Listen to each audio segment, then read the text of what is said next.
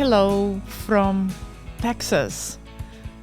Nós estamos com a temperatura de quase 40 graus lá fora, muito calor. Eu não sei a temperatura que você está, onde você me assiste ou escuta, mas aqui está bastante quente. E por falar em temperaturas quentes, nós hoje vamos estudar a vida de um homem que foi no deserto, que aconteceu no deserto. E ele foi chamado por Jesus o homem mais excelente. Jesus se referiu a ele como o homem mais excelente até aquele momento da história. Então, é importante nós estudarmos a vida desse homem, o que ele tem para nos ensinar com essa história de excelência dele, sendo que foi o próprio Cristo que o chamou de excelente. Então, nós vamos hoje falar sobre João Batista e nós vamos estudar no livro de Lucas, o capítulo 3, e vamos ver então o que nós temos a aprender, o que esse autor tem a nos ensinar sobre o profeta João Batista. João 1,6 diz que João Batista foi um homem enviado por Deus. A primeira coisa, antes de nós observarmos com mais detalhes a vida dele, é importante nós mantermos em mente: Deus enviou João Batista. Ele foi cheio do Espírito Santo ainda quando estava no ventre da mãe. Então, outro aspecto sobre João Batista é que ele preparou o caminho para Jesus, pregando sobre o arrependimento e batizando o batismo do arrependimento. Daí vem o nome de João Batista, porque ele pregava o batismo do arrependimento. Ele era filho dos sacerdotes Zacarias e Isabel. Então, pela linhagem, naturalmente, João Batista já seria um sacerdote. Ele era primo de Jesus por parte de mãe. Seu ministério foi profetizado pelo profeta Isaías no Velho Testamento, no livro de Isaías, no capítulo 40, o verso 3. Ele foi chamado de o mensageiro de Deus pelo profeta Malaquias, que está em Malaquias 3:1. Ele cresceu na remota região deserta do Vale do Rio Jordão, em Judá, Israel. Então nós sabemos que o Vale Jordão era um lugar muito importante na história do povo de Deus. Vários eventos que marcaram a história do povo de Deus aconteceu ali no Rio Jordão ou às margens do Rio Jordão. E foi ali que João Batista desenvolveu o seu ministério. Ele usava roupas feitas de pelo de camelo com cinto de couro e se alimentava de mel e gafanhoto. Era bem naturalista, como nós podemos ver. E nós podemos observar que Deus usa pessoas bastante esquisitas. Se você observar como João se vestia, o que ele comia e onde ele vivia, pode ser que nós olhemos para ele e dizemos: que pessoa tão esquisita, né? Mas Deus usa pessoas esquisitas, pessoas estranhas também. E ele era profeta, foi um profeta e foi também nazireu. O que é nazireu? Era um tipo de pessoa separado por Deus, que não tomava álcool, não cortava o cabelo, que nós vemos lá em Números 6:1, a separação, Deus dando a ordenança de como era para ser a vida de um nazireu. E João Batista foi quem batizou o nosso Senhor Jesus. Ele é citado em aproximadamente 5 livros da Bíblia e ele morreu degolado aproximadamente aos 35 anos de idade. Esse é o currículo de João Batista que nós vamos estudar hoje. Então nós vamos ver o deserto na vida de João Batista e também João Batista no deserto. Então eu te convido a ler a sua Bíblia comigo no capítulo de Lucas 3. Se é a primeira vez que você está nos assistindo ou ouvindo no podcast, eu quero te agradecer e dizer: fica comigo aqui que nós vamos alimentar o nosso espírito com a palavra de Deus nesses minutos que estaremos juntos aqui estudando a sua palavra. Então, no capítulo 3 de Lucas, nós lemos assim no verso 1 e 2. João Batista prepara o caminho. No 15º ano do reinado de Tibério César, quando Pôncio Pilatos era governador da Judéia, Herodes, tetrarca da Galileia, seu irmão Filipe, tetrarca da Itureia, e Traconites e Lisânias, tetrarca de Abilene. O verso 2 diz assim: Anás e Caifás exerciam o sumo sacerdote. Foi nesse ano que veio a palavra do Senhor a João, filho de Zacarias, no deserto.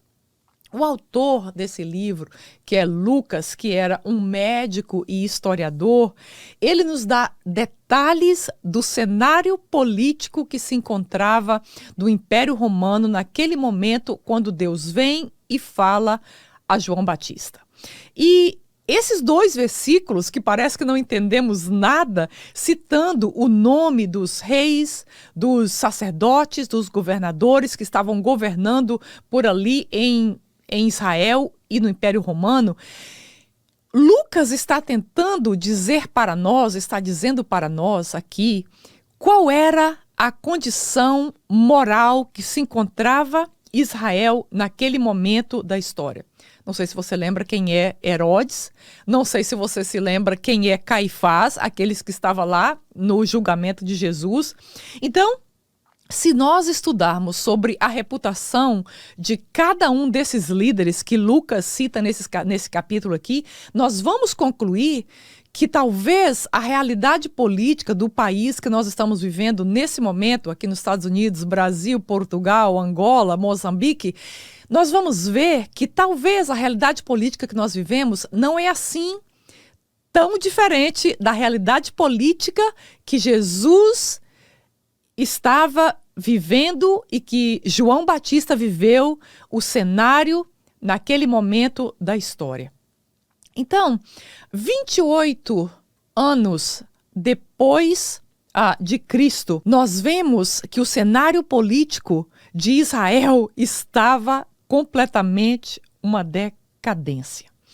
Então, para Deus, esse cenário político e moral completamente quebrado, completamente imoral, vamos dizer assim, completamente pecaminoso, cheio de trevas, Deus escolheu exatamente esse cenário político e chamou esse momento da história de momento perfeito para que o Senhor Jesus viesse e para que João Batista fosse à frente anunciando a chegada dele.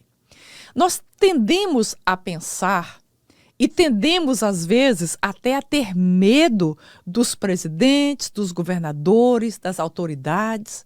Mas o fato é que Provérbios 21:1 diz que o coração do rei, o coração do líder está na mão de Deus e Deus move esse coração do líder de acordo com aquilo que ele quer fazer na história. Ou seja, nenhum líder, nenhum presidente, nenhum governador tem a mão livre para fazer o que ele deseja aqui nessa terra. Ele pode até pensar que ele está fazendo, implantando seus planos, mas o que nós vemos na palavra de Deus é que Deus reina acima de todas as coisas. Olha o cenário político que nós temos aqui no primeiro século em Jerusalém, em Israel e no Império Romano, e Deus então escolhe esse cenário político para então trazer o Senhor Jesus e trazer João Batista. Então Deus, no meio dessa decadência moral, nessa fase defasada da história política no Império Romano, Deus então envia João Batista como mensageiro dele como um arauto. Quando o rei costumava ir a alguma cidade, a algum lugar, então à frente do rei ia um profissional que chamava um arauto do rei, que anunciava: o rei está chegando, o rei está chegando. Então João Batista foi aquele arauto que Deus escolheu para entrar, para vir na frente de Jesus, para anunciar a chegada dele. Então, no meio de tudo isso, no meio desse momento decadente da história, desses homens cruéis, desses homens imorais, desses homens corruptos, no meio desse cenário político que Israel estava vivendo, Deus então diz: olha, João, vá e anuncie a chegada do meu filho Jesus Cristo. Lucas 3:2b diz que a palavra de Deus veio a João, filho de Zacarias, no deserto.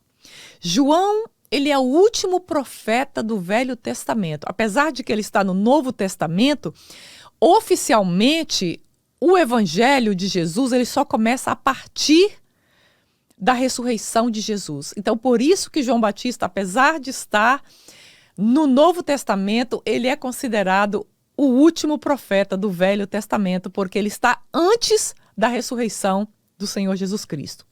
Então, quando a palavra de Deus veio a João, João não estava no templo de Herodes, ele não estava no templo religioso, ele não estava nos palácios, ele não estava nos lugares mais predominantes de Jerusalém, ele estava no deserto. É impressionante como Deus gosta de falar com as pessoas no deserto, não é verdade? Ele estava ali na proximidade do Rio Jordão. Então, a temperatura do deserto, a temperatura do Jordão ali chegava aproximadamente a 40 a 78 graus durante o dia e à noite, como é típica do deserto, fazia muito frio. Então João estava ali com aquelas roupas de couro, andando ao redor do Rio Jordão, comendo, se alimentando de mel e gafanhoto. Então, a terra é muito seca, muito árida e o vento é uma coisa insuportável todo o tempo.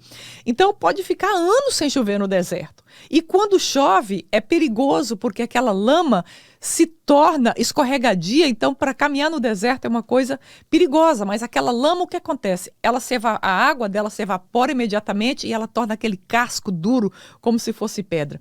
Então, no clima árido, há um excesso de evaporação e assim João vivia com essa temperatura, com essa geografia e com esse relevo ali ao lado do Rio Jordão. Eu estou dizendo isso para nós termos uma ideia de como era a vida de João Batista. Então, já do verso 3 ao verso 6, ele diz assim, o autor Lucas diz assim para nós: ele percorreu toda a região próxima ao Jordão, pregando um batismo de arrependimento para o perdão dos pecados, como está escrito no livro das palavras de Isaías o profeta: voz do que clama no deserto, preparem o caminho para o Senhor, façam veredas retas para ele. O verso 5 diz: todo vale será aterrado e todas as montanhas e colinas niveladas. As estradas tortuosas serão endireitadas e os caminhos acidentados aplanados. E toda a humanidade verá a salvação de Deus. Verso 7. João dizia às multidões que saíam para serem batizadas por ele: raça de víboras, quem lhes deu a ideia de fugir da ira que se aproxima? Deem frutos que mostrem o arrependimento e não comecem a dizer de si mesmos: Abraão é nosso pai, pois eu lhes digo que destas pedras Deus pode fazer surgir filhos a Abraão. Verso 9, o machado já está posto à raiz das árvores, e toda árvore que não der bom fruto será cortada e lançada no fogo. Você só imagina que João está ali naquele cenário ao lado do Rio Jordão, com essas roupas que aparentemente eram tão estranhas. E agora a Bíblia nos confirma que não era uma, nem duas, nem 10 pessoas que vinham. As multidões vinham até João para serem batizadas por ele. João Batista se apresentou num cenário surpreso, porque as pessoas, os judeus, eles conheciam a história bíblica e eles já sabiam da vinda de João Batista, que anunciaria a chegada do Messias. Então eles já sabiam, porque eles já haviam lido Isaías, eles já haviam lido outros profetas e eles sabiam da chegada, mas eles esperavam que João Batista se apresentasse num cenário como no templo, como no palácio, porque esta é a expectativa que nós temos de uma pessoa que vem com um alto cargo, que vem com uma grande responsabilidade. Então João se apresenta num cenário completamente surpresa para aqueles líderes e para aquelas pessoas. Então, o Israel aguardava a promessa anunciada por Malaquias. Malaquias foi o último profeta no Velho Testamento. Então, lá, Malaquias diz que viria aquele que anunciaria a chegada do Messias. Provavelmente Israel estava esperando a chegada desse arauto lá no templo, mas João Batista aparece no deserto como uma figura um tanto estranha. Num lugar despovoado, num lugar de difícil acesso, mas as multidões iam até João Batista, no deserto, para receber o batismo do arrependimento. Então, além do cenário inesperado, João também traz uma mensagem inesperada. Claramente, a mensagem do profeta João era uma mensagem ofensiva para aquelas pessoas. Ele chama raça de víboras. Hoje é normal que as pessoas busquem escutar pregadores e profetas e pastores que têm uma mensagem que diz aquilo que nós desejamos escutar, não é verdade? Nós buscamos escutar aquilo que nos satisfaz, aquilo que nos dá prazer, aquilo que é agradável para nós. Mas a mensagem de João, e aqui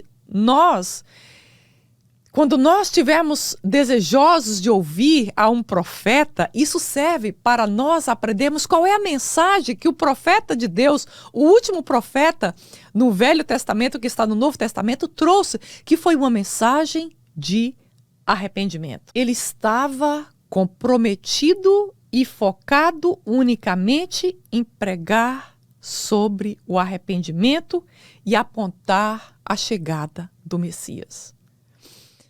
João sabia do ministério dele, porque Deus já havia falado com ele, mas João, ele não estava ali para agradar as multidões, ele não estava ali para agradar os líderes religiosos. João Batista estava ali consciente de que ele tinha uma mensagem de Deus para entregar e ele estava comprometido em ser fiel a Deus, em agradar a Deus e não em agradar aos homens. Então João não estava interessado na aprovação da multidão. João estava interessado na aprovação somente de Deus para a vida dele.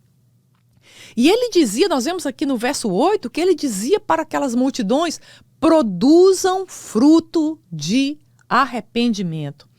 A palavra arrependimento no grego é a palavra metanoia, que quer dizer mudar de direção.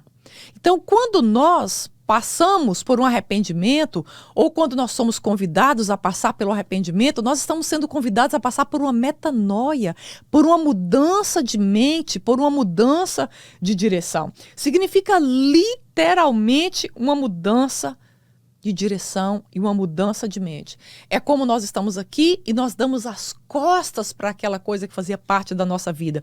Então, o arrependimento é quando eu mudo a minha mente e eu dou as costas para aquilo que eu estava praticando anteriormente, para aquele pecado que fazia parte da minha vida. E volto, então, para a direção de Cristo. Então, João advertiu aos líderes e aos judeus que o status religioso dele não era suficiente.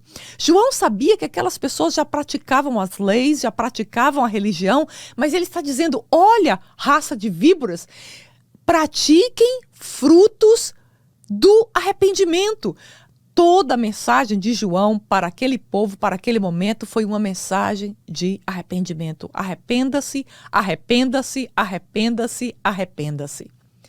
É importante nós focarmos isso como palavra do último profeta oficial que Deus deixou na palavra dele. E a mensagem de Jesus também não foi diferente para nós. A mensagem de Jesus seguiu sendo: arrependam para que sejam cancelados vossos pecados.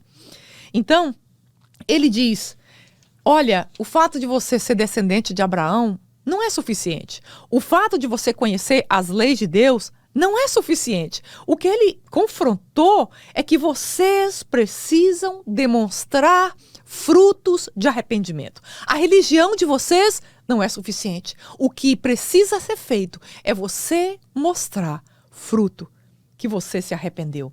Então, não existe arrependimento sem frutos. Se nós não apresentamos frutos de arrependimento, significa que nós ainda não nos arrependemos. E qual é a resposta que a multidão, então, dá a essa mensagem tão dura do profeta João? As multidões seguiam vindo para serem batizadas e ele continuava pregando a mensagem de arrependimento. Então vamos ver qual é a resposta da multidão no verso 10 ao verso 14, que diz assim: eles perguntaram para João: o que devemos fazer então? Perguntavam as multidões. João respondia: quem tem 2 túnicas, dê uma a quem não tem nenhuma. E quem tem comida, faça o mesmo. Alguns publicanos também vieram para serem batizados. Eles perguntaram: mestre, o que devemos fazer? Ele respondeu: não cobrem nada além do que lhes foi estipulado. Verso 14. Então alguns soldados lhe perguntaram: e nós, o que devemos fazer? Ele respondeu: não pratiquem extorsão, nem acusem ninguém falsamente. Contentem-se com o seu salário. Para você ter ideia, todas as classes da sociedade, incluindo soldados, iam até o profeta João Batista para serem batizados. Então, o profeta evoca as multidões ao arrependimento nesses termos. Pratique a justiça social. Sejam éticos ou honestos. Mude a maneira de tratar o próximo. E sejam generosos, pois estas coisas demonstram um coração arrependido e voltado para Deus. João está dizendo: se você não demonstra esses frutos na sua vida, vou repetir, praticar a justiça social, ser uma pessoa honesta ou ética, mudar a nossa maneira de tratar o próximo, e ser uma pessoa generosa. Se nós ainda não fazemos isso, significa que nós ainda não nos arrependemos. É isso que João está mostrando àquela multidão. Porque quando nós nos arrependemos da nossa maneira de ser e nós voltamos para Cristo, então uma metanoia, uma transformação acontece dentro de nós. E é impossível nós seguirmos sendo as mesmas pessoas depois que temos encontro com Jesus.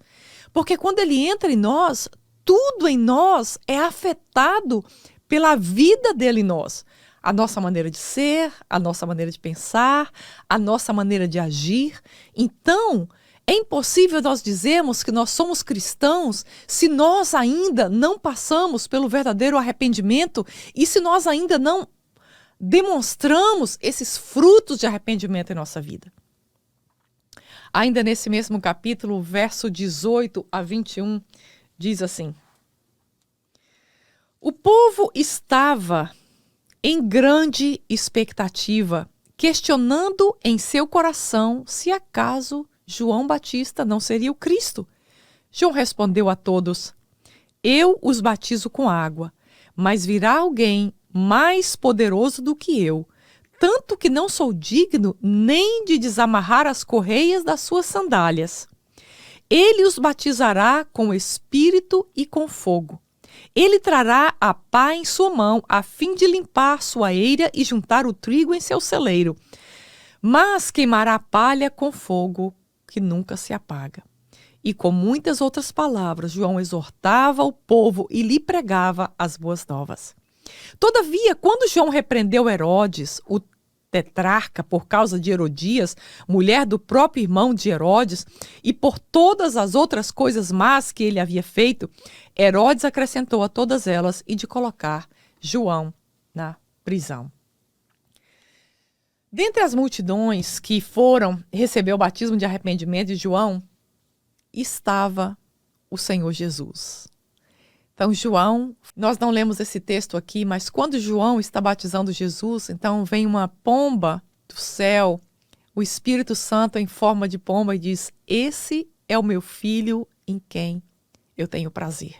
Então nós vemos ali na Bíblia a aparência do Deus Pai, Deus Filho e Deus Espírito Santo no mesmo lugar. É uma experiência extraordinária que João teve ali batizando Jesus. Então Jesus foi receber o batismo, mas pense bem, João estava pregando o batismo do arrependimento e as pessoas estavam indo receber o batismo do arrependimento.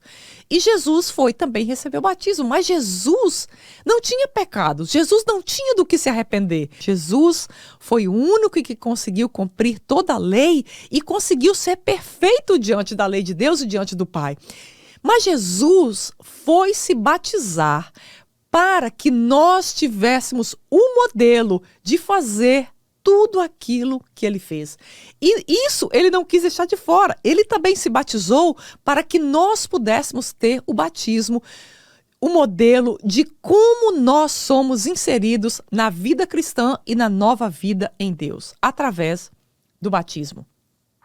Então, para cumprir as Escrituras, porque nós lemos nas profecias que João Batista seria aquele que batizaria Jesus. Então, nesse momento, quando Jesus vai a João para ser batizado, então nós vemos aqui o cumprimento das Escrituras.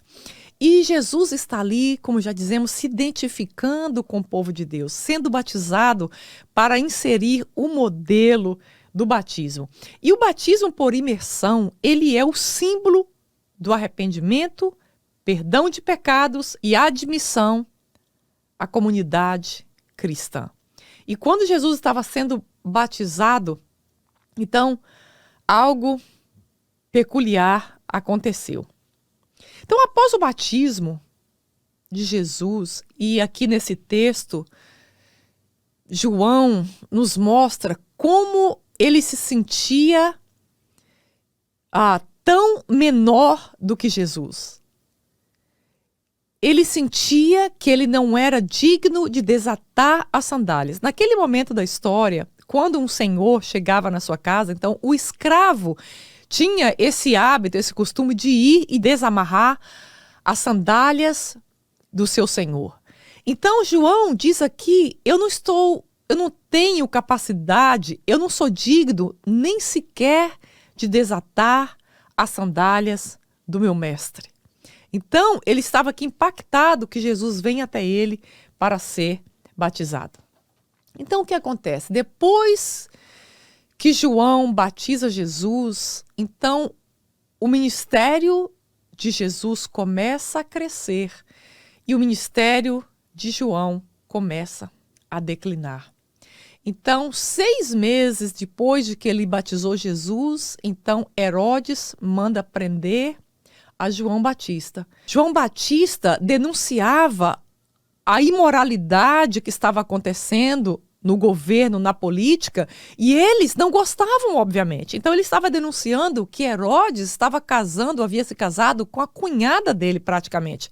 Então João denunciou isso e foram uma das coisas que ele denunciou os pecados das autoridades naquele momento. Então, por isso, ele foi colocado na prisão. E depois tem a festa que Herodes dá, onde a filha dele pede a cabeça de João num prato, e assim foi concedido. E foi assim que esse homem morreu, e terminando então seu ministério. Em Mateus 11:11, o próprio Jesus diz que dentre os filhos de mulher nunca houve um homem mais excelente do que João Batista. Que ministério impressionante! Que vida, que fidelidade, que inspiração para nós. A vida de João Batista nos ensina a compreender o que é ter significado aos olhos do Pai e não aos olhos das pessoas. Ter significado aos olhos de Deus e vivermos a nossa vida para agradar a Deus e não agradar as pessoas. João estava ali convidando as pessoas ao arrependimento. João estava ali convidando as pessoas para mudarem de vida, para terem uma nova vida e que essa vida fosse uma vida verdadeira, para que este cristianismo, para que essa conversão e esse arrependimento fossem de verdade a ponto de produzir os frutos do arrependimento. João nos deixa um exemplo para nós imitarmos, que é no meio dessa geração que nós vivemos, nós somos chamados por Deus para nós levarmos uma mensagem de arrependimento. Eu gostaria de ler para você esse versículo que está aqui em Mateus 11:11. Olha que coisa interessante que Jesus diz assim: digo-lhes a verdade, entre os nascidos de mulher não surgiu ninguém maior do que João Batista. Todavia, o menor no reino dos céus é maior do que ele. Depois de Jesus declarar que João Batista era o greatest, o maior homem que já havia existido, ele diz que aquele que aceita essa proposta, essa mensagem do arrependimento, se torna maior do que João Batista. Essa mensagem é para mim e é para você. A mesma mensagem que João Batista pregou, que Jesus pregou, é a mesma mensagem que a palavra de Deus tem para nós nesse dia de hoje, nesse exato momento em que nós estamos conversando. Ele diz: arrependa, muda a sua mente, muda a sua maneira de ser e se volte para Cristo. Porque uma vez com Cristo, você terá uma vida diferente. Minha oração é que nós possamos dar ouvido à mensagem de Jesus para nós, que é uma mensagem de arrependimento. E mais do que isso, ele nos convida a irmos e a levar essa mesma mensagem. Ele não nos convida para levar uma mensagem de prosperidade, uma mensagem de sucesso. Ele não nos convida a levarmos uma mensagem de autoestima. A mensagem que ele nos chama a levar é a mesma. É a mensagem do arrependimento. Obrigada, Senhor, por essa tarde. Obrigada pela tua palavra. Obrigada pela possibilidade de virarmos as costas para o pecado e nos tornarmos para ti. Eu oro nessa tarde por essa pessoa que assiste ou que escuta esse podcast, que o Senhor o abençoe rica e abundantemente. Que o Senhor abençoe essa vida, essa família e que nessa casa, Senhor, a tua palavra seja estabelecida e essa família possa te servir inteiramente. Abençoa-nos nesses dias. Em nome de Jesus nós oramos. Amém e amém. Olha, muito obrigada por você estar comigo aqui em mais esse episódio do podcast. Obrigada por você receber a palavra de Deus no seu coração.